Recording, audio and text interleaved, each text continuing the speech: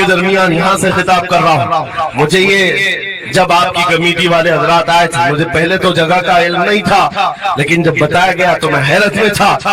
ادھر ہی قریب میں کمشنر ہاؤس بھی, ہاں یہیں سامنے آ کر کے ہمیں خطاب کرنا ہے. کوئی بات نہیں, آج یہاں سے لے کر بنگال کی کھاڑیاں, گجرات سے لے کر کشمیر تک, ہر جگہ تقریباً 22 اسٹیٹ میں میں جا کر دیکھ کر آ رہا ہوں. پچھلے 200 جلسوں سے خطاب کر, ہر جگہ کا ڈی این اے مسلمانوں کا ایک ہی, حضور کی محبت پر امتحان دینے کے لیے ہر جوان اگر تیار ہے تو پھر آگے بات کی جائے گی. بار بار تمہیں کوئی کچھو کے دیتا رہے, وسوسے ڈالتا رہے, سوشل میڈیا پر تمہارے جذبات کو ابھارتے ہوئے تمہارے لیے گندی باتیں کرے کہ یہ کٹ رہے ہیں, ملے کاٹے جا رہے ہیں, مارے جا رہے ہیں, غزہ میں ان کے ساتھ ایسا وناش کیا جا رہا ہے, 20,000 لوگوں کو مار مار کر بارود سے راکھانا دیا گیا ہے. یہ ساری باتیں تمہارے پاس لاتے ہیں تو کچھ جوان یہ سمجھتے ہیں ہم نروس ہو گئے ہیں, ہم مایوس ہو گئے ہیں, ان کا جواب کیا دے. صحیح بات تو ہے, شام میں بھی کاٹے جاتے ہیں, عراق میں بھی مارے جاتے ہیں, افغان میں بھی, برما میں بھی, یمن میں بھی, ہر جگہ ہماری موت ہے, ہماری موت ہے. اور اس کو ظالم کے بتا بتا کر کے یہ کہتے ہیں کہ دیکھو اگر تم سچے ہو, تمہارا دین سچا, تمہارا خدا سچا, تو اتنے مارے کیوں جاتے ہو. تم نا امید اور مایوس نہ ہونا ہے نوجوانوں, بات اتنی کرنا, اتنی بات کرنا. اے نادان, تجھے پتا نہیں ہمارا مسئلہ کیا ہے, تجھے پتا نہیں ہمارا مسئلہ کیا ہے. ہم جو ہے نا وہ رسول اللہ کو شمع سمجھتے ہیں, اور جتنے ہیں یہ پروانے ہیں, اور پروانہ ہوتا ہی ہے مرنے کے لیے. صلاح الدین کی ایک بات بہت مشہور تھی, وہ بڑے بڑے قیدیوں کو آزاد کرنے میں مشہور تھے, بڑے بڑے جرنیلوں کو, سپاہیوں کو آزاد کرتے تھے. 1,00,000 سے زیادہ سپاہیوں کو آزاد کیا جو جنگ میں قیدی ہو کر آئے تھے, بہت سارے لوگوں کو آزاد کیا. 19 کو جب گرفتار کر کے لایا گیا اور پھر صلاح الدین ایوبی کے پاس پیش کیا گیا, پوچھا صلاح الدین نے کیا گمان ہے تیرا میرے متعلق. اس نے کہا اب تک جو سنتا آیا وہی ہے کہ آپ رحم دل ہیں, خیر خواہ ہیں, اور بہت جلدی آزاد کرتے ہیں. صلاح الدین نے کہا اب تجھے اگر آزاد کیا تو اللہ کا عذاب آئے گا, اللہ کا عذاب آئے گا. اور اس کے بعد تلوار اٹھائی, اس کی گردن پر رکھا. 2.5 سال پہلے تو نے کمزور مسلمانوں کو یہ کہا تھا بلاؤ محمد کو, کہاں ہے یہ دیکھ محمد رسول اللہ نے مجھے بھیجا ہے اور تیری گردن دینے کے لیے بھیجا ہے. تو رسول اللہ کو پکارتا ہے, ابھی غلام جب تک زندہ ہے وہ کافی ہے. اور اس کے بعد تاریخ میں یہ بات لکھی ہوئی ہے میرے عزیزوں, صلاح الدین ایوبی بیماری کے عالم میں 2.5 سال کا جو عرصہ گزارا ہے, اس بات کے انتظار میں کہ جب تک حضور پاک کی طرف سے جواب نہیں دوں گا اس وقت تک صلاح الدین کبھی بستر پر ایک رات بھی نہیں سوئے. قیامت کے قریب وہ زمانہ آئے گا, قیامت اس وقت تک نہیں آئے گی جب تک پورے روئے زمین پر ہر جگہ لا الہ الا اللہ کا نعرہ نہ ہوگا. اور قرآن بھی یہ کہتا ہے وَلَوْ كَرِهَ الْكَافِرُونَ, اگرچہ کافروں کو یہ بات پسند نہیں آتی. وَلَوْ كَرِهَ الْمُشْرِكُونَ, مشرکوں کو اگرچہ یہ بات پسند نہیں آتی ہو, لیکن یہ ہو کر رہے گا, میرے سے ہو کر رہے گا. ہر جگہ سے لا الہ الا اللہ کا نعرہ ہوگا. ہر کوئی صاحب ایمان ہوگا, وہ امام مہدی کا دور, امام مہدی کا دور ہوگا.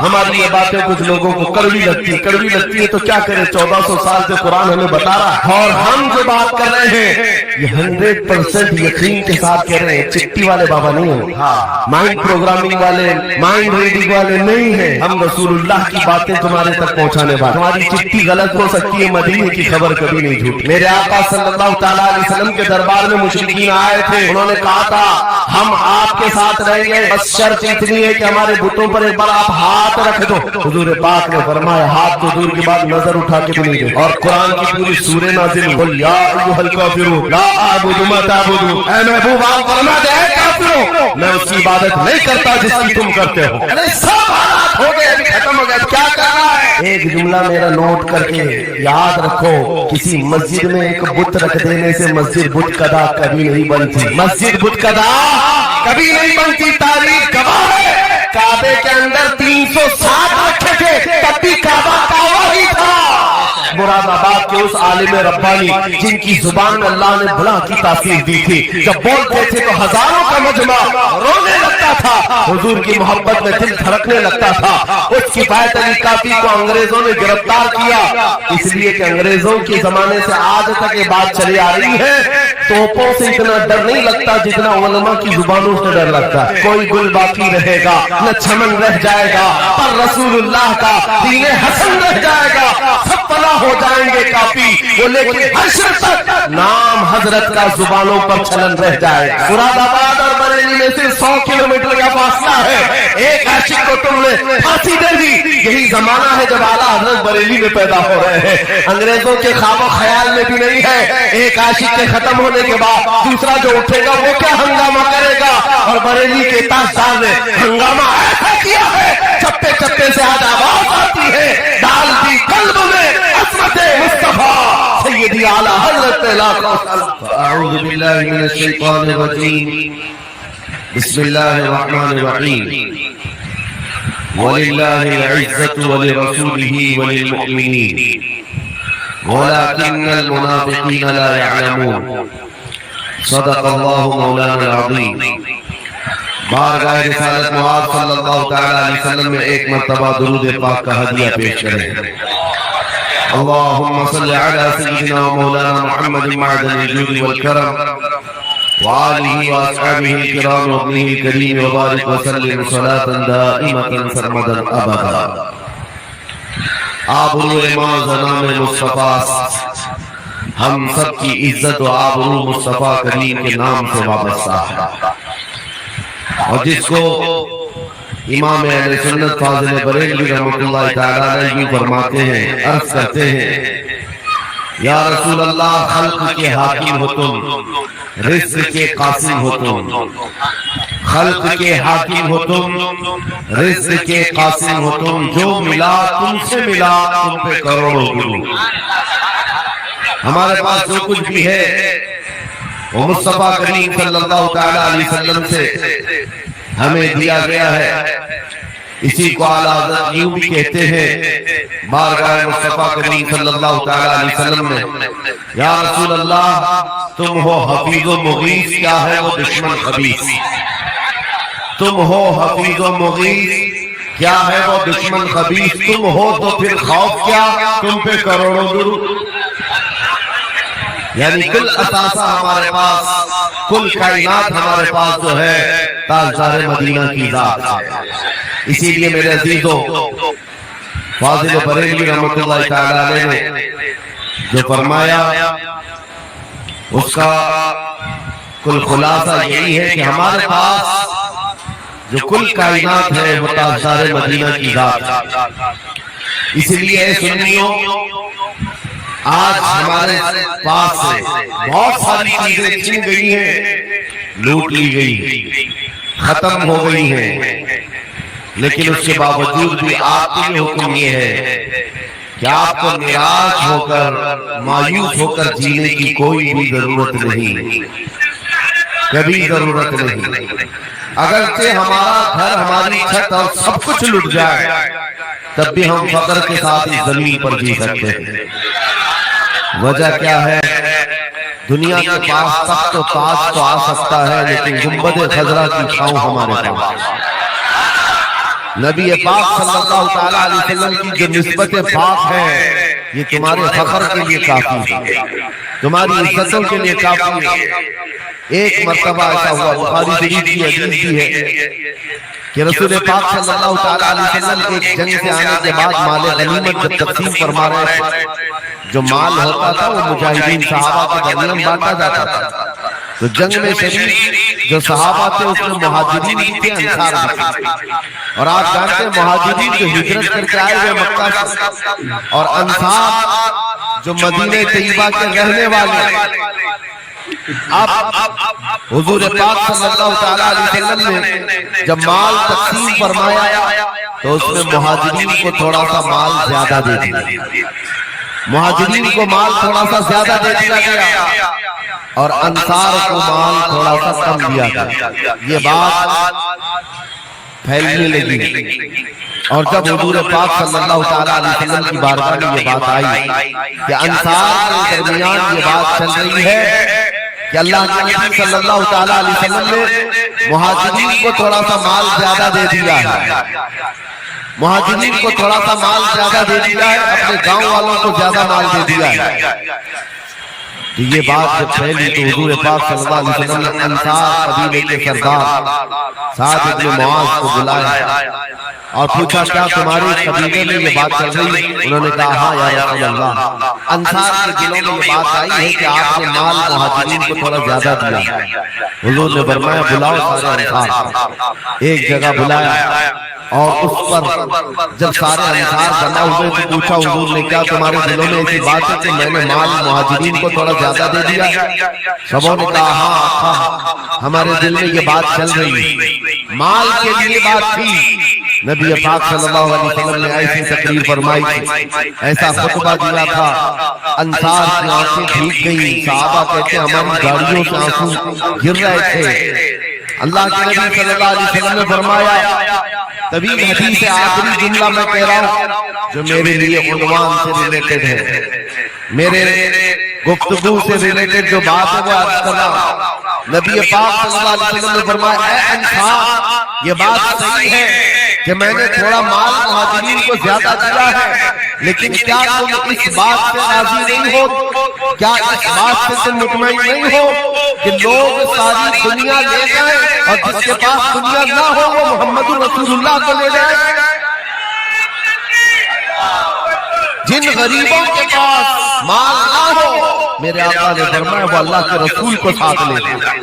آج ہمارے پاس سفر کرنے کا سب سے بڑا ذریعہ میرے مصطفیٰ کی محبت، نبی کریم صلی اللہ تعالیٰ علیہ وسلم کی نسبت پاک۔ اسی لیے آپ کو حالات کے اعتبار سے کبھی کوئی ایسا ڈیگریڈ کرتا ہو اور تمہیں ایسا سکھاتا ہو کہ آپ کو تمہارا فیوچر ہی نہیں ہے، تب اس سے کہو قرآن کہتا ہے وَلَلْآخِرَةُ خَيْرٌ لَكَ مِنَ الْأُولَىٰ، رب فرماتا ہے محبوب کی ہر آنے والی گھڑی پچھلی گھڑی سے زیادہ بہتر ہے۔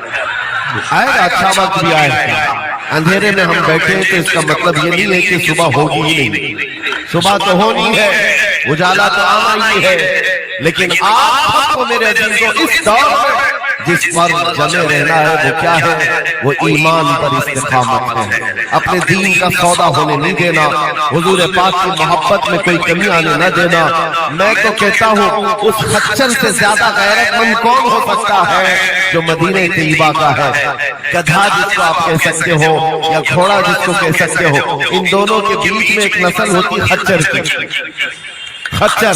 حضور پاک صلی اللہ علیہ وسلم کے پاس ایک خچر تحفے میں لایا گیا تھا خیبر کی جنگ میں، حضور پاک نے قبول کیا۔ یہودیوں کا علاقہ ہے خیبر، وہاں حضور پاک صلی اللہ علیہ وسلم کی بارگاہ میں جب یہ ہدیتاً آیا اور وہ ہدیہ جس پر حضور نے سواری کی، زندگی بھر میرے آقا صلی اللہ علیہ وسلم جس خچر پر سواری کرتے رہے یہ تحفے میں آیا تھا۔ جانتے ہو جس وقت یہ خچر حضور کی بارگاہ میں ہدیتاً پیش کیا گیا، نبی پاک صلی اللہ تعالیٰ علیہ وسلم سے وہ اپنا سر ہلا ہلا کر کے بات کر رہا تھا اور حضور مسکرا رہے تھے۔ صحابہ نے پوچھا آقا یہ کیا کہہ رہا ہے؟ سنو توجہ، ہم امت ہیں اور حضور پاک صلی اللہ تعالیٰ علیہ وسلم سے محبت کرنے کی بات کرتے، اشرف المخلوقات جانور نہیں لیکن ایک جانور نبی پاک صلی اللہ علیہ وسلم کے دربار میں کیا کہہ رہا ہے؟ حضور فرماتے ہیں یہ خچر مجھ سے کہہ رہا ہے آقا اب تک میں ایک یہودی کی ملکیت میں تھا، میرا مالک یہودی تھا اور اسی کے گھر میں رہتا تھا، وہ مجھ سے سامان لدواتا تھا ادھر سے ادھر، لیکن یا رسول اللہ صلی اللہ علیہ وسلم جب کبھی وہ میری پیٹھ پر بیٹھنا چاہتا میں گرا دیتا تھا، میں بیٹھنے نہیں دیتا تھا۔ خچر کہہ رہا ہے یہودی میرا مالک تھا لیکن جب بھی وہ بیٹھنے کی کوشش کرتا میری پیٹھ پر میں اسے گرا دیتا۔ حضور فرماتے ہیں اس سے پوچھا ایسا تو کیوں کرتا تھا، ایسا تو کیوں کرتا تھا؟ سنو میرے عزیزوں، خچر کہتا تھا میں ان خچروں کی نسل میں ہوں کہ میرے باپ داداؤں کی پیٹھ پر اللہ کے نبی سواری کیا کرتے تھے، بنی اسرائیل کے انبیاء سواری کرتے تھے اور ان کی نسل کا میں آخری خچر ہوں اور سلسلہ انبیاء میں آپ آخری نبی ہیں۔ مجھے مجھے میری ماں نے یہ کہا تھا کہ اپنی پیٹھ سنبھال کر رکھنا، اس پر تاجدار انبیاء سواری کرے۔ سبحان اللہ، خچروں کو اتنا علم ہے، ان قادیانی گدھوں کو علم نہیں۔ خچر کا عقیدہ ہے کہ اللہ کے نبی آخری نبی، آخری رسول ہے۔ میرے عزیزوں، اپنی پیٹھ کو سنبھال کر رکھا کہ کوئی اور بیٹھنے نہ پائے کہ اللہ کے رسول بیٹھنے والے ہیں۔ اور اس کے بعد آپ کو پتا ہے اس خچر پر سواری صرف رسول اللہ نے فرمائی، اور وہ خچر کتنا غیرت مند تھا، کتنا غیرت مند تھا کہ اس پیٹھ پر کسی اور آرائش کو، ناپاکی کو کبھی گوارا نہیں کیا۔ اور حد تو یہ ہے، حدیثوں میں موجود ہے، حضور پاک صلی اللہ تعالیٰ علیہ وسلم کی جب وفات ہوئی تو یہ زندہ رہا، لیکن جانتے ہو صرف 3 دن کے بعد بیر غرض ایک کنواں ہے جس میں چھلانگ لگا کر کے جان دے دی۔ کیا اس کے بعد کوئی نہیں بیٹھے گا جو رسول اللہ کی سواری ہے۔ میرے آقا صلی اللہ تعالیٰ علیہ وسلم سے نسبت کا احترام جانور کیوں کرتے تھے؟ تمہاری نسبت تو امت کی ہے، تمہاری نسبت امت کی ہے۔ کیا تمہیں یہ زیب دیتا ہے کہ جن آنکھوں کو تم نے سنبھال رکھا ہے میرے آقا کا دیدار کرنا ہے، تو ان آنکھوں کو غلاظت میں کیسے ہم ڈال سکتے ہیں، کیسے بے حیائی میں ڈال سکتے ہیں؟ ان ہاتھوں کو کیوں نہیں سنبھال کر رکھ سکتے کہ یہ ہاتھ میرے آقا سے مصافحہ کرنے والے؟ عقیدہ ہے کہ نہیں ہے؟ یقین ہے کہ نہیں؟ میرے آقا نے فرمایا قیامت کے دن میں مصافحہ کروں گا۔ حضور پاک صلی اللہ علیہ وسلم سے جب مصافحہ کرنے کی تمنا ہے تو پھر اس ہاتھ کی کتنی حفاظت ہونی چاہیے۔ وہ خچر اپنی پیٹھ پر کسی اور غیر کو برداشت نہیں کیا، صرف اس لیے کہ یہ پیٹھ میں نے سنبھال رکھی ہے اللہ کے رسول کے لیے۔ آج ہم بچ سکتے ہیں اپنے ہاتھوں کو، اپنے پیروں کو، اپنی آنکھوں کو، اپنی زبان کو صرف اس لیے بچا کر رکھے کہ یہ ساری امانت رسول اللہ کی ہے۔ کیوں؟ بریلی سے یہی تو آواز آتی ہے، ہمارا اپنا کچھ نہیں ہے، دہن میں زبان تمہارے لیے۔ یا رسول اللہ، بدن میں ہے جان، اور ہم آئے یہاں اور اٹھے بھی وہاں۔ جب رسول اللہ کے لیے جینا ہے تو میرے عزیزوں ہمیں ہر شے کی حفاظت کی ضرورت ہے۔ کہیں ایسا نہ ہو کہ ہماری گردن میں کوئی دوسرا پٹا ڈالنے کی کوشش کرے، کبھی نہ ہو کہ کسی اور غلامی کا پٹا ہمارے گلے میں پڑ جائے۔ نہیں، ہم رسول اللہ کے جنت رسول اللہ۔ دنیا اگر ہمیں پہچانے تو بیدم وارثی کا وہ شعر یاد رکھو۔ بیدم وارثی بڑے کے رسول ہیں، کہتے ہیں سنگیتا کہتے پکارے بے دم، یہی رکھی ہو میری پہچان مدینے والی۔ دعا یہ کرتے تھے کہ اے رسول پاک